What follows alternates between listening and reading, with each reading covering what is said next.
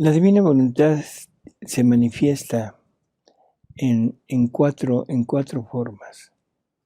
Cuatro formas donde esta divina voluntad puede actuar y va a actuar hacia la criatura. La primera forma es una voluntad permisiva.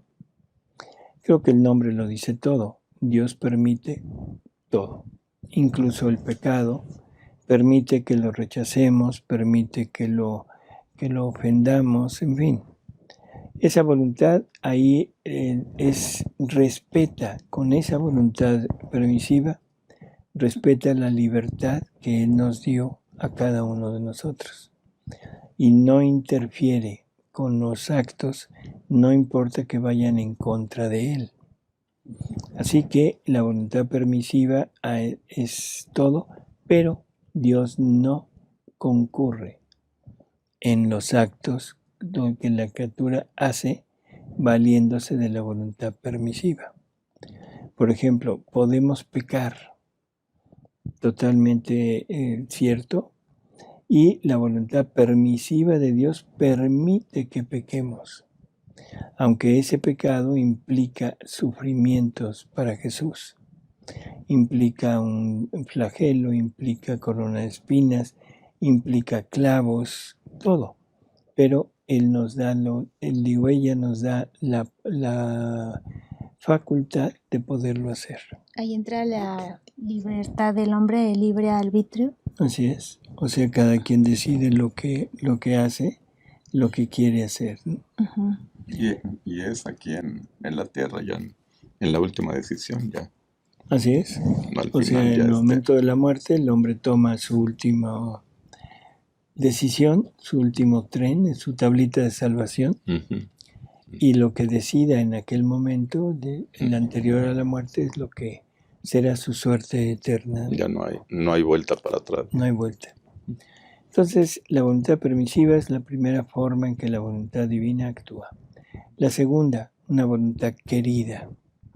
Dios quisiera algo, pero la decisión se la deja a la criatura. Y si la criatura decide aceptarlo, Dios da todo lo necesario para que aquella criatura lleve a cabo lo que Dios quiere de ella. Si la criatura decide contrario, Dios no le da lo que tenía reservado y no se comete pecado. No es un pecado no aceptar la voluntad de Dios en este sentido, pero las gracias que estaban reservadas para eso no se dan. Ejemplos, o sea, Dios hubiera querido que Alejandro fuera sacerdote, pero él dijo no, y ahora es un laico comprometido, un laico que está queriendo vivir en la divina voluntad, pero todos los dones que Dios hubiera reservado para él, en caso de que se hubiera decidido a ser sacerdote, esos no se los dio. Pero el haber dicho no implica un pecado. ¿De acuerdo? O sea, no se lo toma como una falta. Pero ¿cómo sabemos cuál era la voluntad querida para cada uno, para los estados? Bueno, yo creo que todos nosotros hemos tenido en nuestro interior una cierta moción hacia algo que ahora le llamamos como una vocación, ciertas cualidades, ciertas habilidades que van marcando el camino que deberíamos de seguir. Hay personas, hay niños que desde muy pequeños, voy a poner también ejemplos muy obvios, un Mozart que desde niño trae la música por dentro. O sea, eso no es aprendido, no es una decisión de él, sino es algo que ya trae. ¿Sí? Y eso se nota, bueno, en casos así como él, muy obvio. En casos como los nuestros, o sea, de la mayoría, creo que todo mundo ha tenido cierta indecisión en saber qué camino vas a tomar en tu vida. Sí, claro. Sí. Y esa indecisión, ¿a qué se debe? Te ves llamado a algo, pero te gusta otra cosa. Te ves llamado a algo, pero te lo impiden. Te ves llamado a algo, pero te atrae. o te conviene más otra cosa. Pero aquella atracción la dejamos a un lado y ese era el llamado que Dios hacía. Dios te dotó con todo lo necesario para hacer un determinado trabajo, pero tú lo rechazas. ¿Sí? Dios te dotó con una razón, con una inteligencia para, por ejemplo, en el caso del matrimonio, para formar una pareja, pero una pareja estable, una pareja que dure, una pareja que forme familia, pero siempre y cuando hubiéramos acudido a Él a pedirle un cónyuge o una cónyuge santa, pero nunca se lo hemos pedido. O sea, lo que menos se nos ocurre es pedir a alguien santo.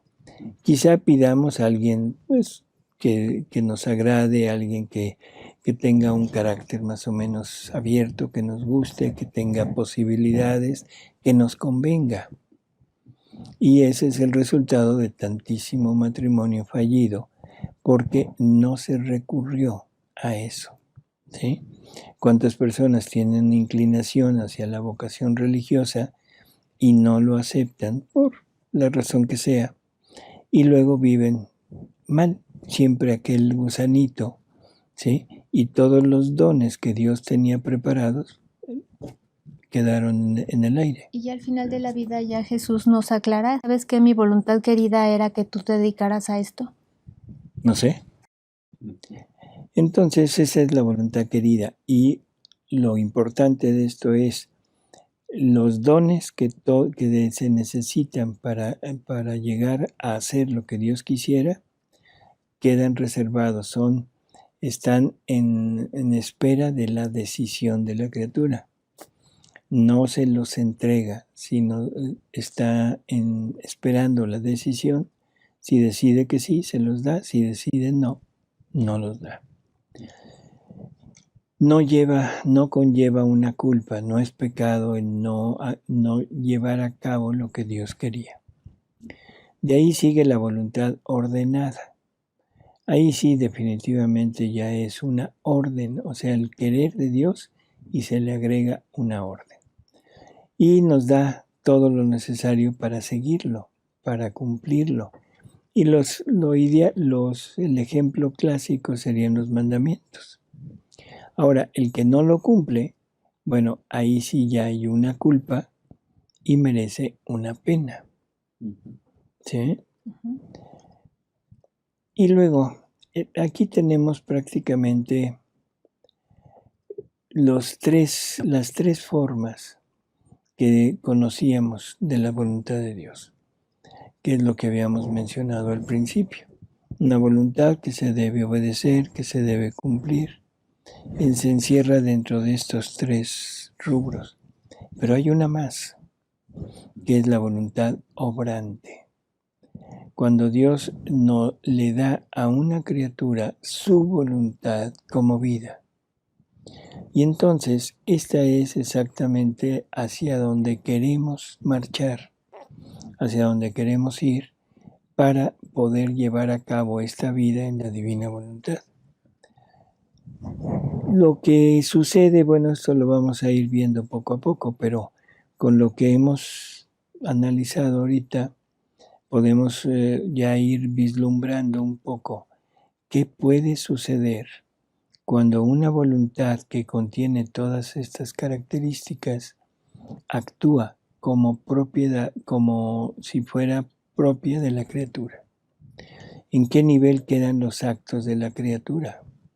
En un nivel divino. ¿Sí? Entonces, con todo lo que hemos visto, vamos a entender que cada acto que la criatura haga encierra todo. Y todo para Dios. Por lo tanto, la criatura puede decir, doy Dios a Dios. Que así lo define Jesús. Dice, vivir en la divina voluntad es dar todo a Dios, o sea, dando Dios a Dios. ¿Sí?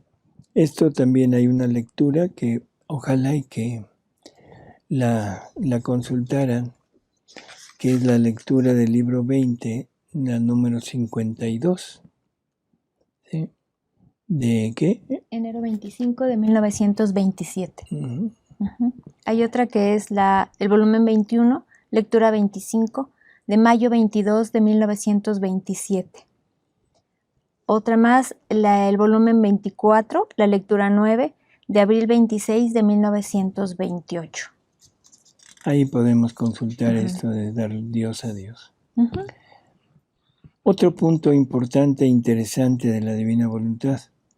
La divina voluntad es la hacedora de todo. La divina voluntad, o sea, Jesús nos dice que la creación fue la divina voluntad la que se puso en acción para hacerla. Así que todo lo creado es creado gracias a la divina voluntad. No solo eso, nos dice que la redención y el reino, ahora esto de la santificación, todo es obra de la divina voluntad. Por lo tanto, tenemos que la divina voluntad es la hacedora de todas las obras de Dios en el ad extra, o sea, creación, redención y santificación. Esto lo podemos leer en el libro 27, la lectura 29, que es... La 25-32. O sea, 27-29 de enero 16 de 1930, y la lectura que nos decía ahorita Alejandra, de que es que... El volumen 25, lectura 32, mayo 22 de 1920, marzo 22 de 1929. Ahí es donde encontramos cuando Jesús platica que la divina voluntad fue la hacedora de todo, en el ad extra. Así es. Ujú. Entonces, bueno, esto entra dentro de la unidad de la divina voluntad. Ujú. Y por último, es así como flashazos de lo que es la divina voluntad. La divina voluntad es Jesús. Punto.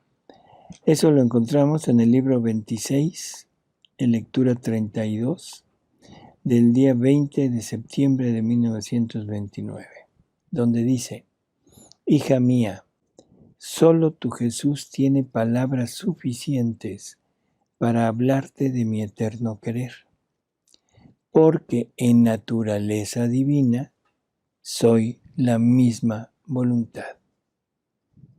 Creo que es clarísimo. En naturaleza divina soy la misma voluntad. Y otra lectura del libro 25, la lectura 34, de marzo 31 de 1929, donde dice: si Adán no hubiese pecado, el Verbo eterno, que es la misma voluntad del Padre Celestial, debía venir a la tierra glorioso, triunfante y dominador. O sea, son dos como así declaraciones formales donde Jesús es la divina voluntad. Jesús en el Verbo eterno se está poniendo en esta última lectura donde dice el Verbo eterno, pero el Verbo eterno se encarna y el Verbo eterno es la parte divina de la naturaleza humana de Jesús. Y sí, entonces, si vivimos en la divina voluntad, vivimos a Jesús. Claro. Jesús es el que está obrando en nosotros. Así es. Entonces ahora sí ya llego a dar Dios a Dios. Si contengo a Dios, todos mis actos se dan a Dios y dan Dios. Así es. Y entonces el concepto de una voluntad que se da para que la criatura obedezca prácticamente queda muy alejado de lo que es la realidad de la divina voluntad. Esta es, así a grandes rasgos, y perdónenlo medio, como diríamos, alborotado de esto, pero esto es la divina voluntad.